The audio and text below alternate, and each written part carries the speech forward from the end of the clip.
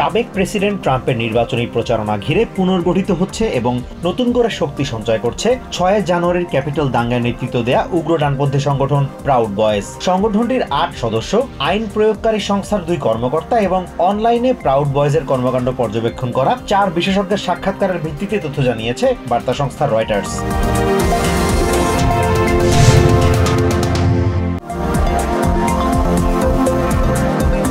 তরুণ ভোটারদের কাছে পৌঁছাতে video sharing platform TikTok account খুলেছেন সাবেক প্রেসিডেন্ট ডোনাল্ড ট্রাম্প। অ্যাকাউন্ট খোলার 24 ঘন্টার মধ্যে তার অনুসারীর সংখ্যা 3 মিলিয়ন ছাড়িয়ে গেছে। অন্যদিকে প্রেসিডেন্ট বাইডেনের নির্বাচনী প্রচার দলও আগেই টিকটক ব্যবহার শুরু করেছে। তাদের অ্যাকাউন্টে অনুসারীর সংখ্যা 340,000-এর বেশি।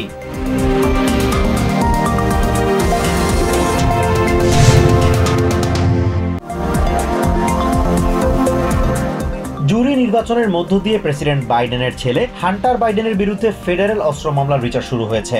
সোমবার সকালে ডেলাওয়্যারের ডিস্ট্রিক্ট কোর্টে উপস্থিত হন হান্টার ও ফার্স্ট লেডি জিল বাইডেন। আগ্নেয়াস্ত্র কিনতে নিজের মাদক গ্রহণের তথ্য গোপন করার 3টি অভিযোগ আনা হয় হান্টারের বিরুদ্ধে। সেসব অভিযোগে গত সেপ্টেম্বরে আদালতে নিজেকে নির্দোষ দাবি করেন তিনি।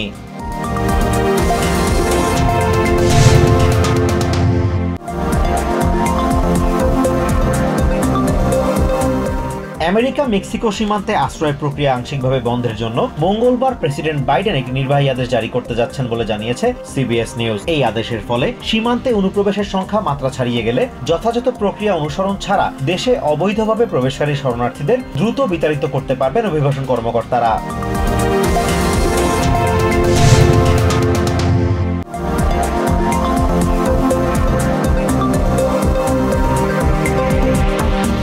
ক্যালিফোর্নিয়ার সান ফ্রান্সিসকোতে দাবানল 14,000 একরেরও বেশি এলাকা জুড়ে ছড়িয়ে পড়েছে। এ পর্যন্ত 50% নিয়ন্ত্রণে আনা সম্ভব হয়েছে বলে জানিয়েছে California forestry and fire protection department. এসব এলাকা থেকে সবাইকে নিরাপদ জায়গায় সরে যেতে নির্দেশনা দিচ্ছে কর্তৃপক্ষ।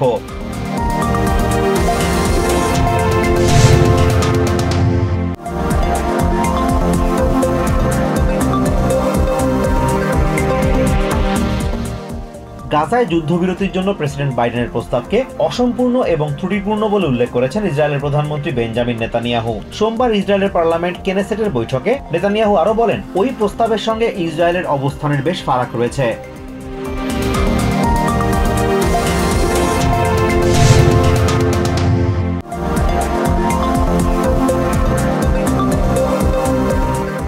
নিউ ইয়র্ক সিটির কুইন্সে দুর্বৃত্তের গুলিতে এনওয়াইপিডির 2 কর্মকর্তা আহত হয়েছেন। পুলিশের পাল্টা গুলিতে আহত হয় ওই দুর্বৃত্ত। রবিবার দিনগত রাতে ইস্ট এলমহার্স্টের 89 স্ট্রিটে এই ঘটনা ঘটে। এই ঘটনায় এক সন্দেহভাজনকে আটক করেছে পুলিশ।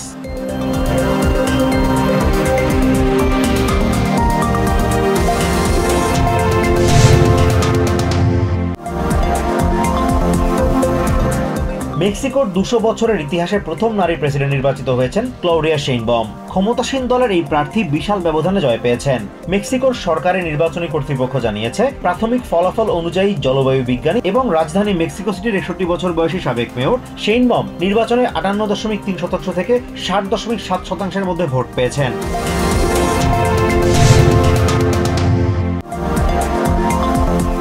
বাংলাদেশে গত মে মাসে খাদ্য মূল্যস্ফীতি দাঁড়িয়েছে 10.76%। এপ্রিলে তা ছিল 10.22%। 4 মাস পর গত এপ্রিলে খাদ্য মূল্যস্ফীতির হার 2 অঙ্কের ঘরে ওঠে। মে মাসে তা আরো বাড়ল। এছাড়া মে মাসে বাংলাদেশে সামগ্রিক মূল্যস্ফীতির হার ছিল 9.89%। এপ্রিলে যা ছিল 9.74%।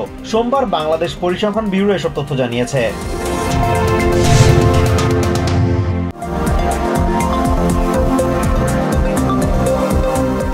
টি-20 বিশ্বকাপের ডি গ্রুপের ম্যাচে শ্রীলঙ্কাকে 6 উইকেটে হারিয়েছে সাউথ আফ্রিকা। সোমবার নিউ ইয়র্কের নাসাউ কাউন্টি ইন্টারন্যাশনাল ক্রিকেট স্টেডিয়ামে টস জিতে আগে ব্যাট করতে নেমে মাত্র 77 রানে অল আউট হয়ে যায় লঙ্কানরা, যা টি-20তে তাদের সর্বনিম্ন স্কোর। পরে 22 বল হাতে থাকতেই জয় পায় সাউথ আফ্রিকা।